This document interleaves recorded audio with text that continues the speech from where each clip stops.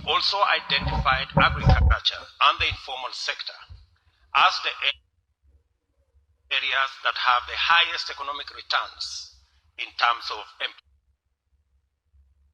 employment and equity. When I talk about agriculture and I talk about the informal sector, it costs roughly 1 million shillings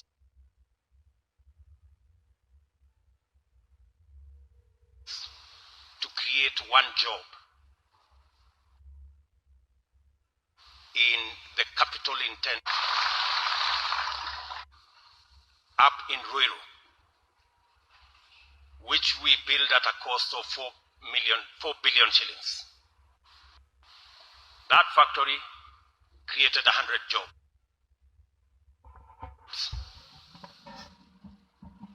It means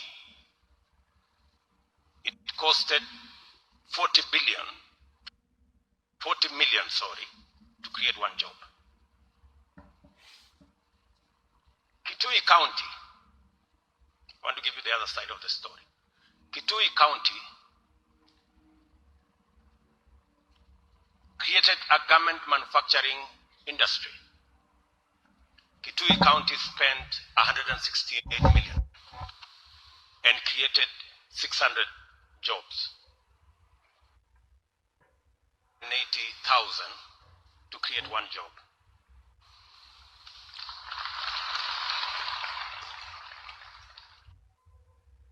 That tells you that if we had invested in garment factory like Kitui County, the policy choices we need to make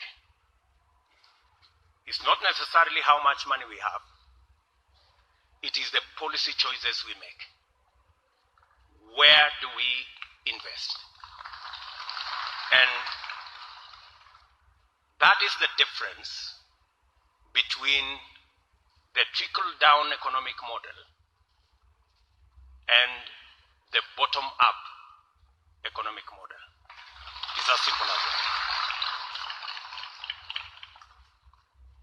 Let me also tell you the following.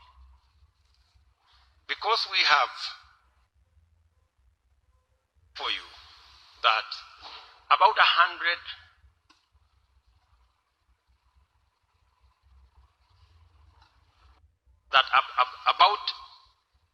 5 million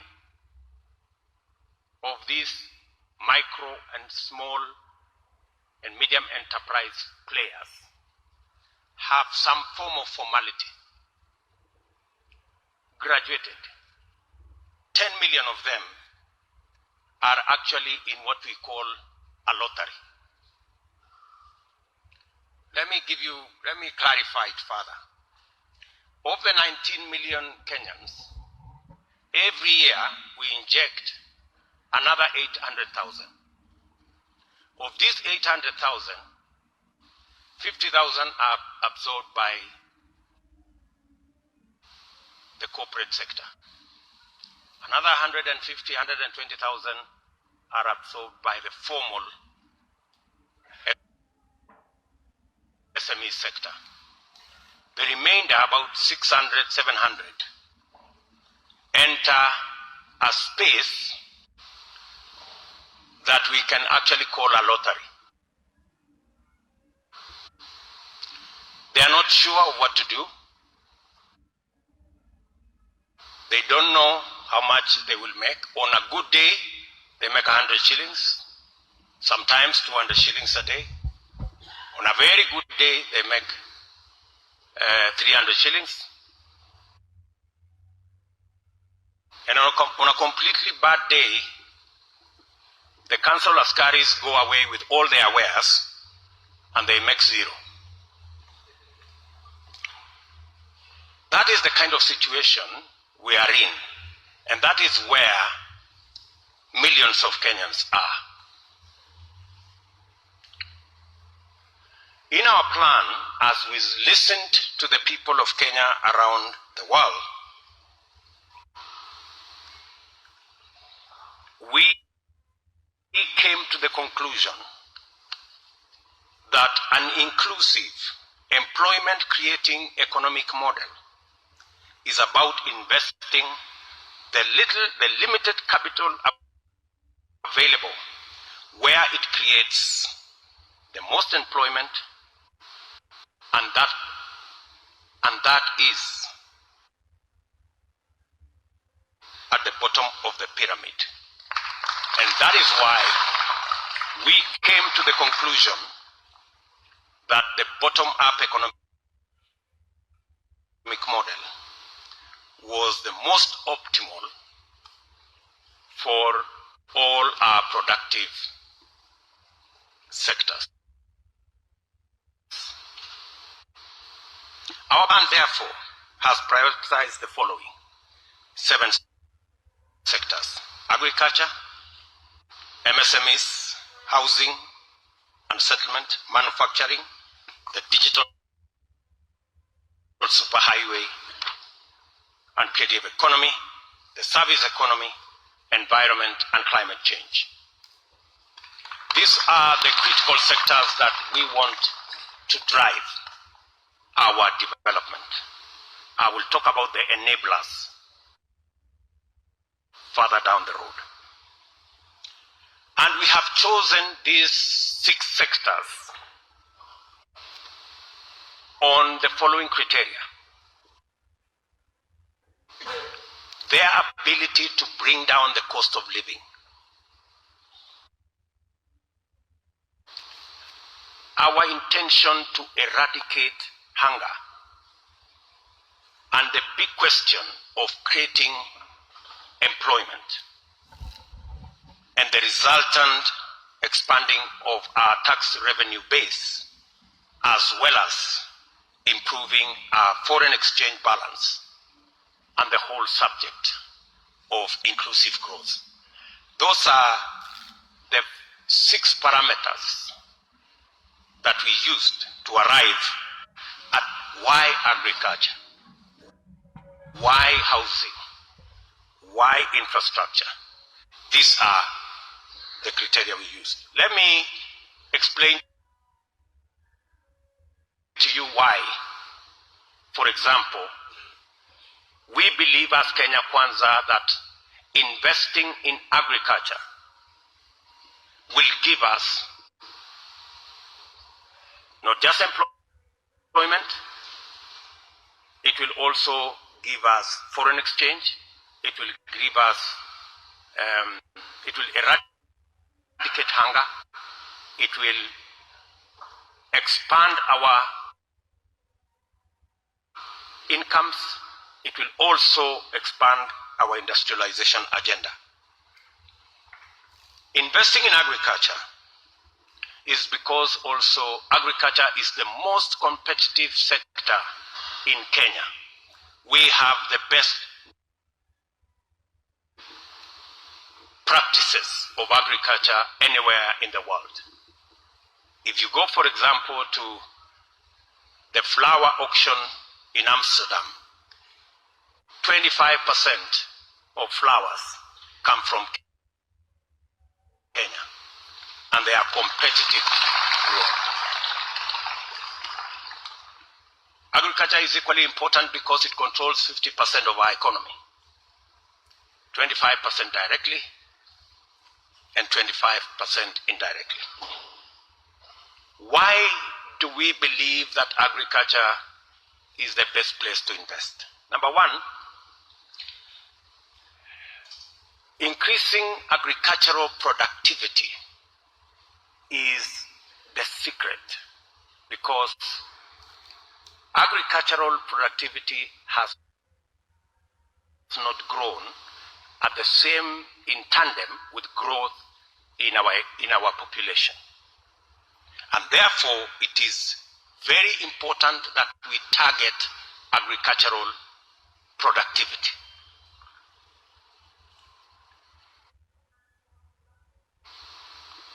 It will give us a quick turnaround of our investment, because what we need to do is to capitalize the agricultural sector.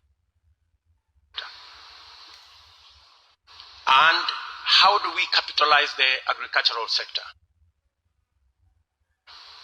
And why is it a quick turnaround?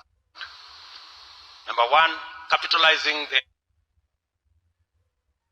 agricultural sector, you don't have to buy the cows. The cows are already there. All you need is animal feed.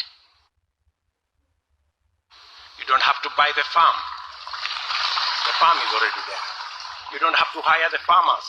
The farmers are already there. So there is already a stock of infrastructure and resources that you can begin with. Therefore, we need to capitalize that sector so that we can provide animal feed, we can provide good quality seed, we can provide good quality affordable fertilizer, and we can provide agrochemicals. That will turn around the agricultural sector in a very short time. Let me give you an example, because it is important for us to understand where we are. We have 2.2 million dairy cows lactating at any one time in Kenya. On average, the national average is that we get 2.5 liters per cow. It's possible to stretch these cows to 10, 15, 20, we have 40, we have 50. Let's not go there. Let's just assume we double from 2.5 to 5 liters. And that doesn't take any miracle. It just takes provision of animal feed. Our technical teams have already calculated how much that will cost. It will cost 4,000 shillings per cow. If we went there, we would actually double our milk production from 5 billion liters to 10 billion liters within a year, just by providing animal feed. We would double, and the farmers who are here know we have listened to farmers in Kitale, we've listened to farmers in Embu, we've listened to farmers across the country. They are speaking the same language, animal feed. And if we doubled our milk production, we could possibly have an extra 200 billion shillings if we sold it to our neighbors. I want to say, I am not talking about buying new cows. I am not talking about getting new farmers. Same farmers, same cows, same infrastructure. They are doing it already. All we need to do is to capitalize them. Many of them don't have the money to buy animal feed. That's all. That's all. We have costed what that will cost us, and it will cost us 8.8 billion shillings. And if we deploy 8.8 billion shillings, within the year, they will return the 8.8 billion shillings and make for themselves another 10 billion shillings.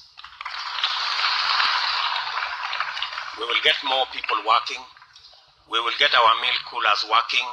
We will get our processors working. We will get our exporters working. And the secret with agriculture is that it has the highest multiplier on matters employment.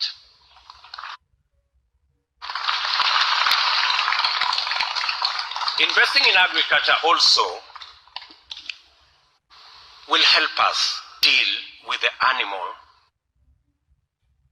of cost of living. There is a paradox. Farmers, on one hand, looking for higher incomes for themselves, and consumers, on the other hand, looking for cheaper products. That's a contradiction. How do you sort out that paradox? Agriculture has the potential to sort it out for us. Investing in agriculture, a farmer who produces 10 bags today per acre because they are struggling. The same farmer can produce 20, 25 bags if we supported them with a capital to plow in time, get the correct certified seed, get subsidized fertilizer, and ensure that the post-harvest challenges are managed. The same farmer in the same farm, just by capitalizing their operations, they can double their production. And when they double their production, it means they can sell at a lower price to the consumer. Therefore, the challenge of cost of living is not too scientific. The challenge of cost of living is increasing agricultural productivity, period.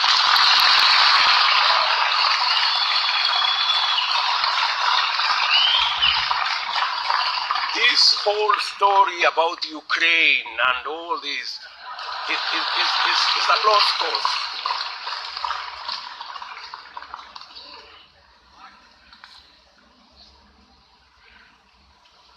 And I want to say the following, that if we had not withdrawn the fertilizer subsidy that was there in our Big Four plan, we wouldn't be in the crisis we are in today. It is as simple as that. If we had stuck to the plan on food security, ensuring that we support our farmers, we capitalize the agricultural sector, ladies and gentlemen, we wouldn't be where we are. It is as simple as that. I have told you already that we are spending 300 billion shillings every year to import food that we can grow locally.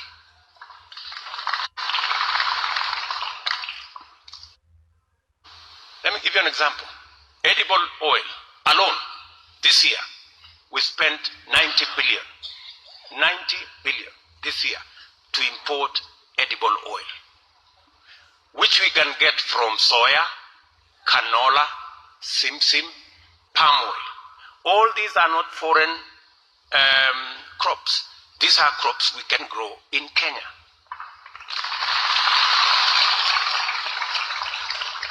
We can save enormous amounts of money, of hard-earned foreign exchange, if we changed our model and put in place mechanisms, which we are suggesting here. We spoke with farmers in Busia. We spoke with farmers in Kakamega. They told us they are ready to grow the oil crops. All they wanted is a sure market that if they grow, somebody will buy them. That's all they asked. That's all they asked. And for sure, if we are importing 90 billion, we can start there. We can substitute. We can tell them, instead of us importing, please grow. We have at least 90 billion we can buy. We can begin there.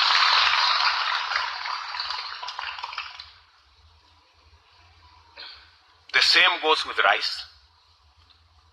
This year we have imported 25 billion worth of rice. We can surely double our rice production in Kenya. It's possible. From where to Ahero and to all the other places, we can surely double our rice production, and we can reduce, we can actually grow. We are at the moment, I think, doing 18% production locally.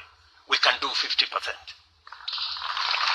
And if we did 50%, we would save 15 billion shillings of foreign exchange that we are using. And that 15 billion would go to our farmers and be in our economy.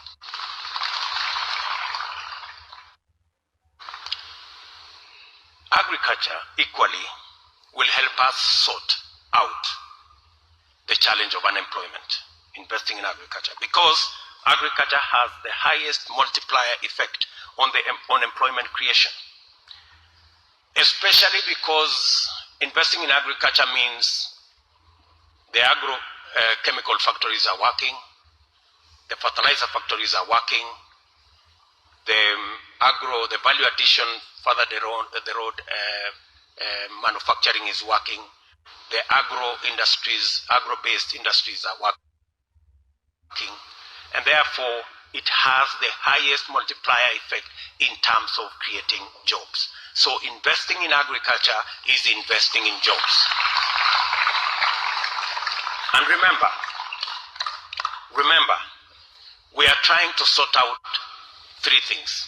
We are trying to sort out unemployment, we're trying to create jobs at any one time, we're trying to expand our tax revenue, our tax base, and we are trying to grow our export earnings, or at least save our foreign exchange. Let me also say, agriculture will also make many Kenyans, if we invest in agriculture, save on their incomes. Today, on average, every Kenyan spends 54% of their income on food. 54%. In fact, the poorer families are spending 60% of their income on food alone. And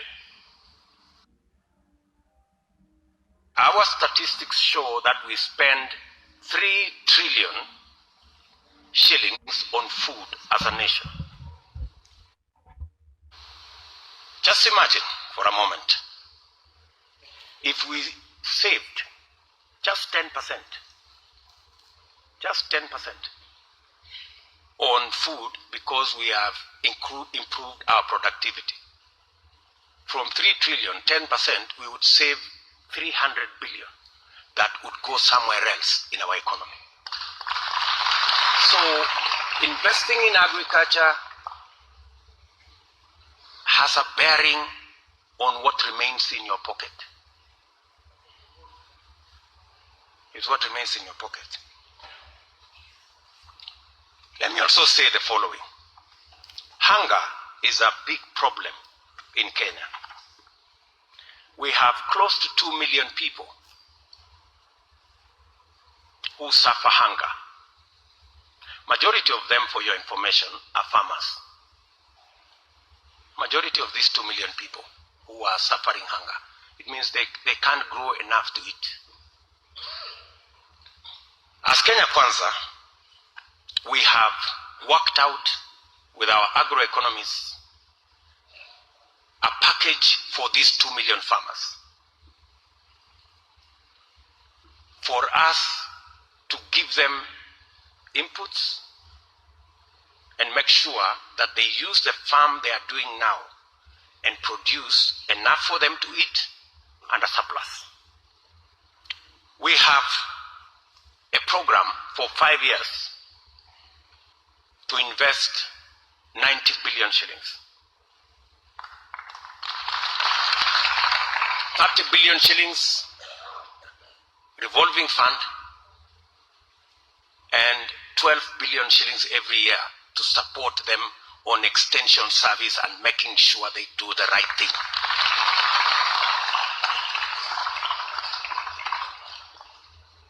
In 5 years, these 2 million farmers, once supported the way I have suggested, they will not only produce enough food for them to eat and get out of hunger, but they will generate a surplus. In total, they will create 500 billion shillings worth of product. From 90 billion, they will create 500 billion.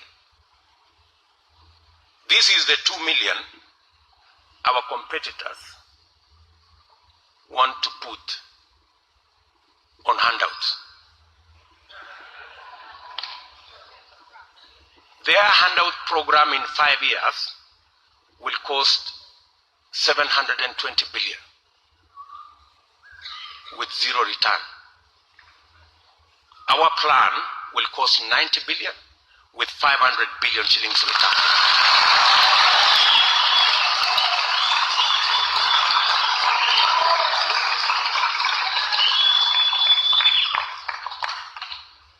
That is the difference.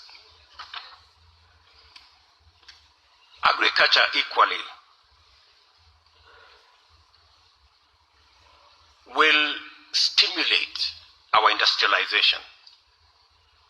All of you know that 50% of our entire manufacturing sector is agro-based.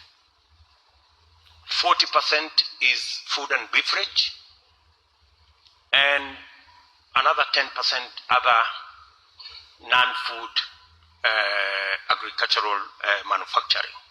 So, increasing the productivity of our agricultural sector naturally influences our manufacturing and industrialization program. So, what are we going to do as Kenya Kwanza?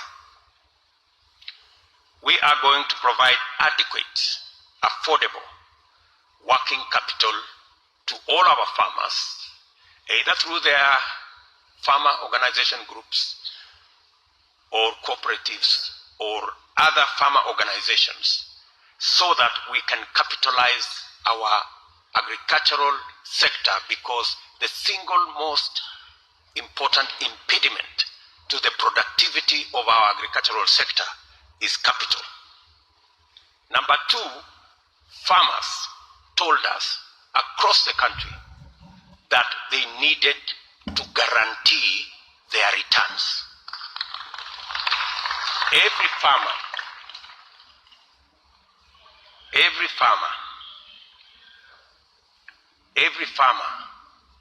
want to know that when they produce, there is a market, and that they will not get stuck with their products. So, that is where we want to go, to provide GMR, a guaranteed minimum return mechanism that is built around insurance, so that every farmer will know that when they produce, there will be a market and they will not lose. We will transform, of course, our 2 million resource-poor farmers to produce food surplus. We will reduce our dependency on basic food imports, especially edible oil and rice. Those are our 2 targets. And we will invest in the underperforming products, coffee, cashew nut, and of course invest in the emerging crops, macadamia, avocado, and the area of flowers, and the area of flowers and vegetables. And we will also move up the value chain. Our tea, we only value add 5% of our tea. Our strategy is to move value addition of our tea to 50% in the next 3 years.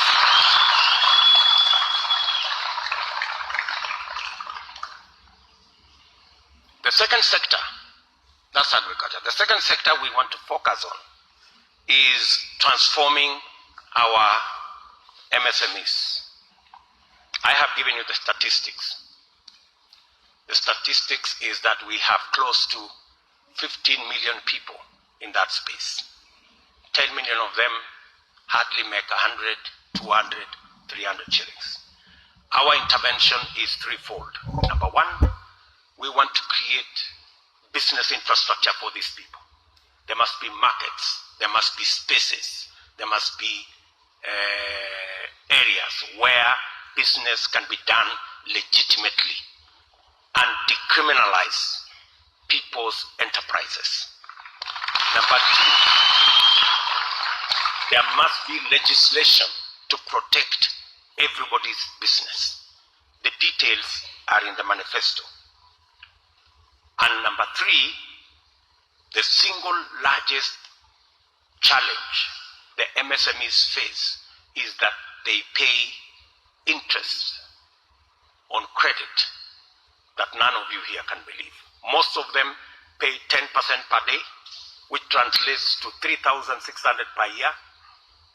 Better ones pay 10% per month, which translates into 120% per year.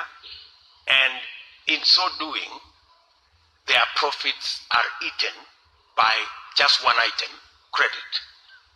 Our plan is to ensure through the Hustler Fund, and we have said we are going to commit 50 billion shillings every year to the Hustler Fund,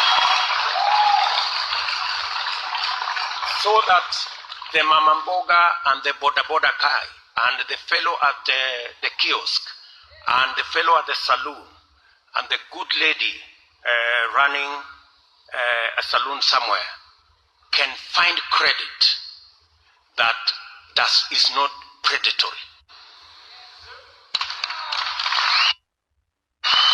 And these are the numbers. If we increase, because that's the net effect. The net effect is that we will increase the earnings of these 10 million Kenyans by 200 shillings per day. That is 2 billion shillings a day. And that is 760 billion shillings a year.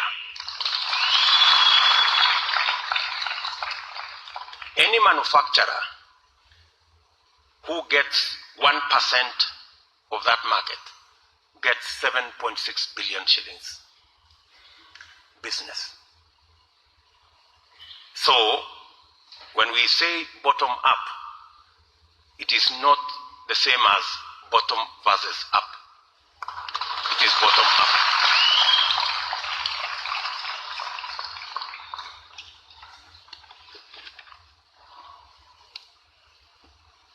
Let me go to the third subject of housing. Housing, ladies and gentlemen,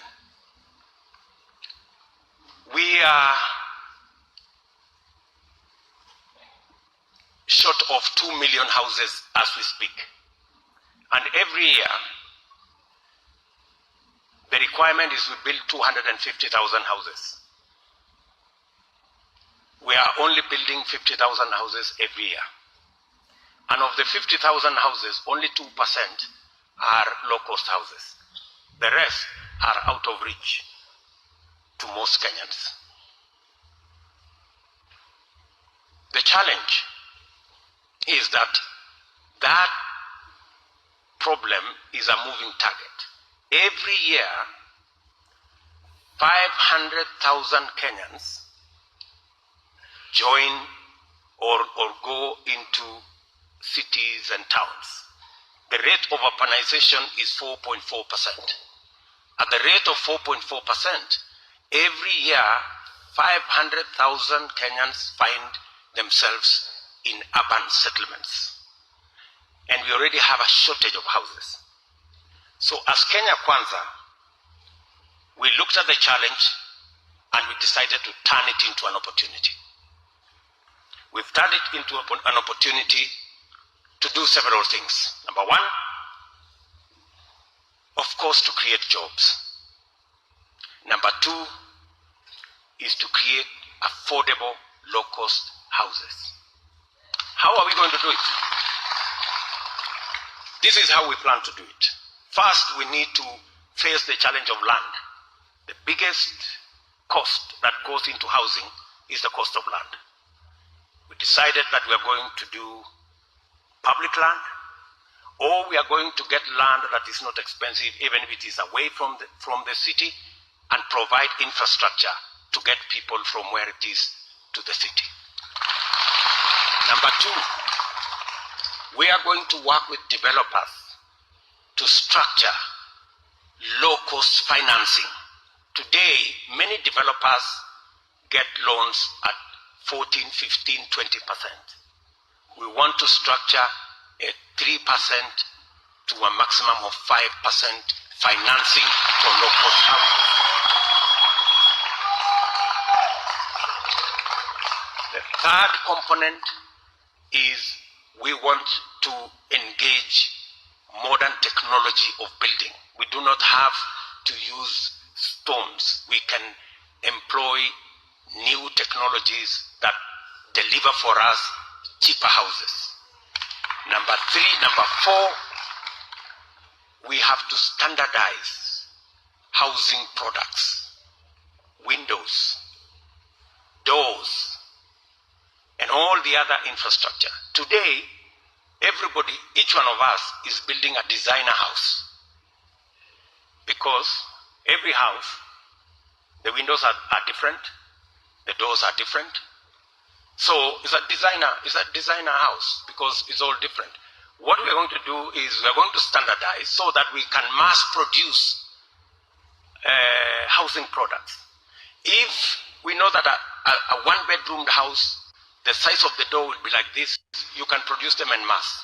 The size of the window will be like this, you can produce them en masse. And our Juakali sector can produce these housing products in mass. That brings down the cost by almost 30% just by eliminating the designer structures of every house. Of course, we all know designer suits are more expensive than all the other suits. And that's what we are doing. And finally, we have to structure an off-take plan. Low cost, long-term mortgage. Let me tell you, my regret is that we didn't implement this housing plan that was in the Big Four. Because our plan is to build 250 housing units every year, and our plan is to ensure that at least 50% of these houses are low-cost houses. We want to make it possible for a person who is paying 10,000 shillings today rent to still pay 10,000 for a two-bedroomed house, and in 15, 20 years, the house belongs to them because they are paying mortgage.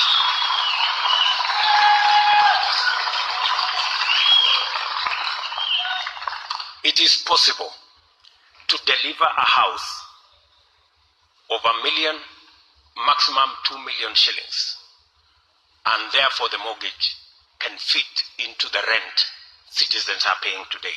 That way, we will create more property owners in our great country. Today, we have about 30,000 mortgages. It is our belief that we should get to 1 million mortgages in the next 5 years.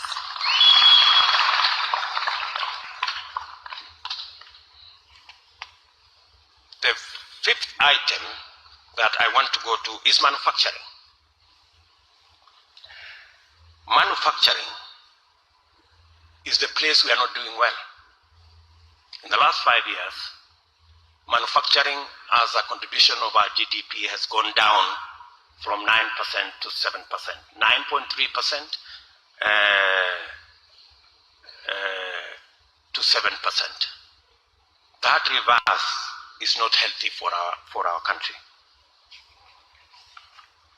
The challenge with our manufacturing is that it has always focused on capital-intensive investment rather than labor-intensive outcomes. We are focused on 5 areas in our manufacturing plan. Leather, let me begin there. It's a very sad story, let me tell you, on leather. Kenya has the third largest herd in the continent of Africa of cows. Third largest. Do you understand? We have close to 30 million livestock. We slaughter 3 million livestock every year. We can only use 10% of hides and skin. 10%. We were in Kajiado. We were in Wajir.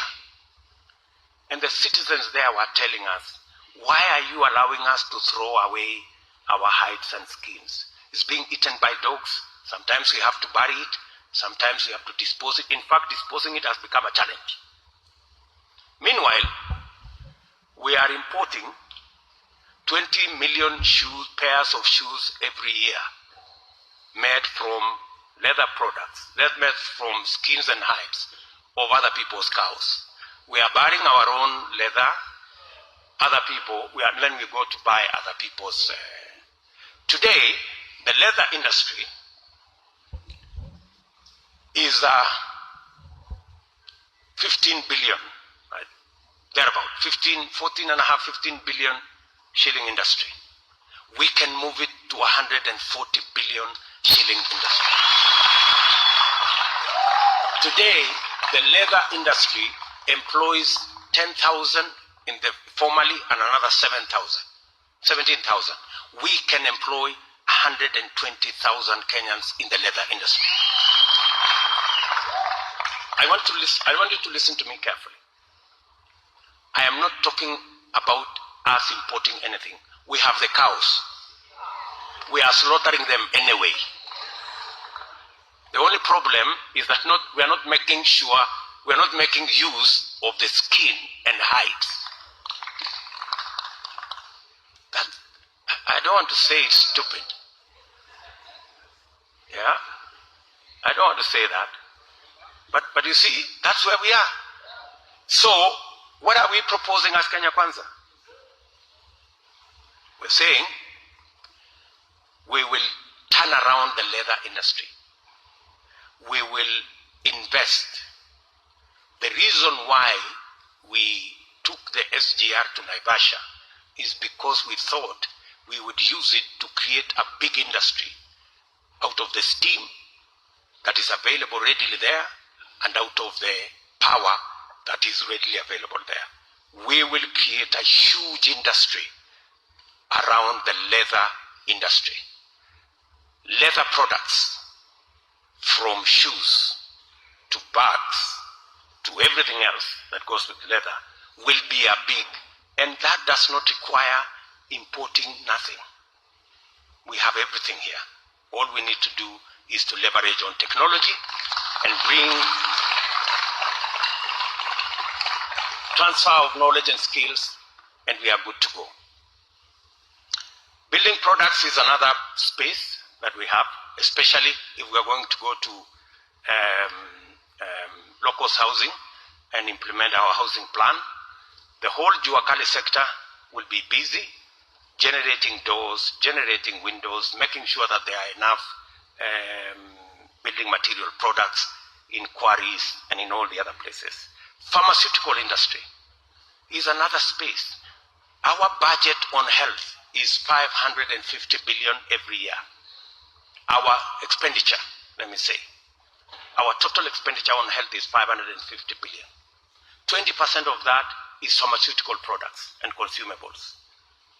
We are only producing 20%.